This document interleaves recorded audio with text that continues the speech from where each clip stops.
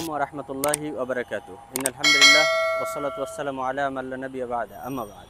সম্মানিত দর্শক এবং শ্রোতা মণ্ডলী, এখন আমাদের বাংলাদেশের প্রেক্ষাপটে সবচেয়ে বড় ইস্যুগুলোর মধ্যে একটি অন্যতম ইস্যু হচ্ছে প্রশ্নপত্র ফাঁস, যেটা আবেদ আলী সাহেব অনেক পরহেজগার একজন মানুষ, যিনি প্রশ্নপত্র ফাঁস করেছেন। আমি শুধু আবেদ আলীর কথা বলছি না, বরং আমি বলছি তার মতো আরও হাজারো ব্যক্তি যারা প্রত্যেকটা স্থানে বসে তার চেয়ারকে পুঁজি করে দুর্নীতি করছে প্রত্যেকটা স্থানে। সে নিজে না করলেও তার অধস্তন ব্যক্তি যারা আছে তাদেরকে দিয়ে করছে।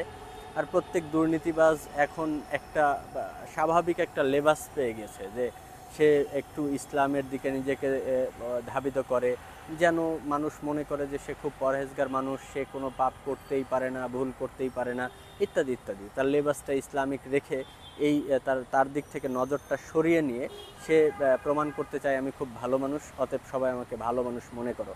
কিন্তু একটি জিনিস মনে রাখবেন, যে এই সকল লোকেরা ইসলামের মধ্যে ইসলামের পতাকাকে ইউজ করে তারা সমাজে দুর্নীতি প্রতিষ্ঠিত করছে এবং সমাজকে কুলুষিত করছে।